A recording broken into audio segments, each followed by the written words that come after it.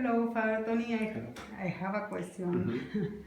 Mm-hmm. Quería que nos explique un poco, que nos cuente un poco la importancia de Newton, no solo para la física y la ciencia de su época, sino también para la influencia que él tuvo en todo el pensamiento del iluminismo. Okay. Cool question. I recently read a little bit from Dr. Michael Agros, professor at Thomas Aquinas College, where I was. Dr. Agros and I were students together, and he went on to become really smart, and I went on to become a rugby player, or a rugby coach. So I don't know that much about it, but I know something of it. So, and I have opinions. So we'll talk about that. Is that okay? Great. Now, what we studied at Thomas Aquinas College was first the physics of Aristotle, or the natural philosophy. Physics is about physical things, and when you look at it in itself, it's called natural philosophy.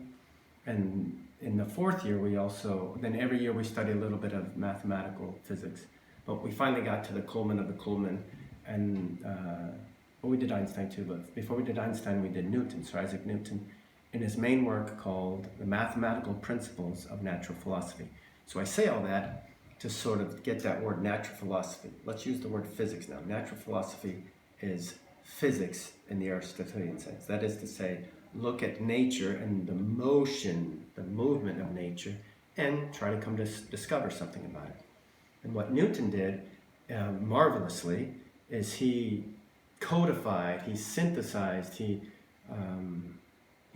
developed mathematical physics, the mathematical principles of natural philosophy. Amazing, okay? So, and he starts off by talking about the stars and why the moon moves around the earth and things like that.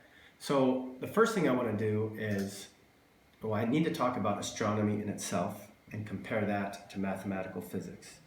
In order to talk about astronomy, I think it's important first to talk about liberal arts, okay?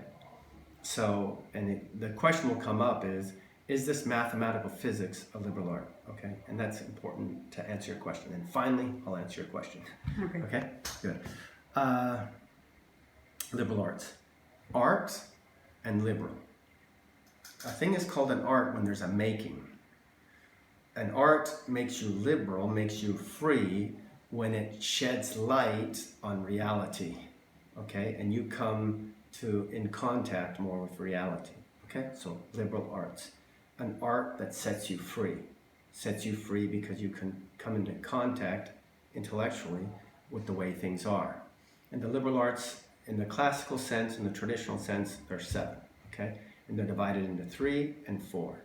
The 3, the trivium, trivium, and 4, quadrivium. And they're different in the sense that these 3 are the art that kind of are within you: grammar, logic, and rhetoric.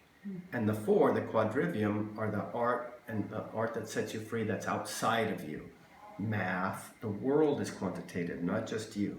So there's 2 in math. There's discrete and continuous quantity, the continuous quantity being geometry, Euclid.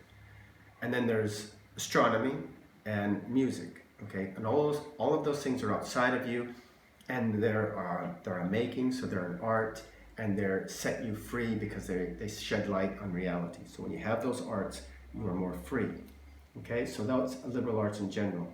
Now, I guess give an example how grammar, say, is a liberal art, one of the 3 triviums. Grammar is a collection of symbols, okay? Organizing symbols so you can think more rapidly and make connections more rapidly.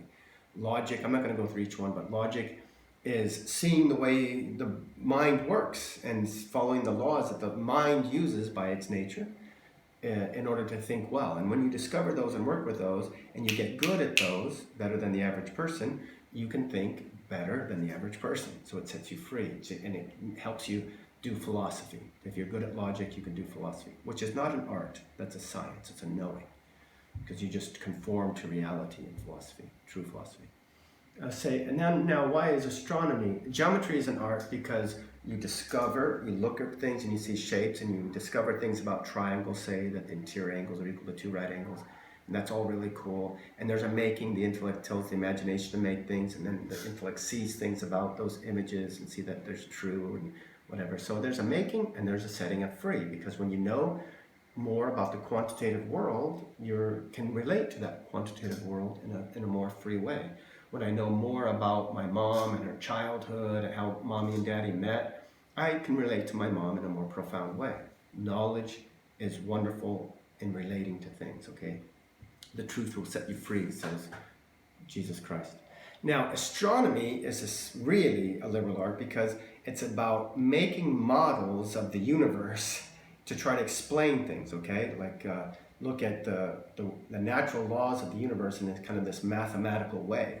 So there's a making. And in fact, when you make those models, good models that we'll talk about here in a second, when you make those models, it really helps. You say, wow, I didn't realize that. You can predict things and wonder about the stars even more, okay? So let's talk about, in the next little chat, do you have any questions?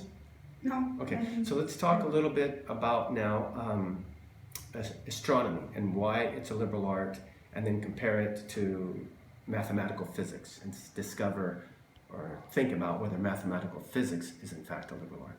Okay, thanks. Okay, thank you.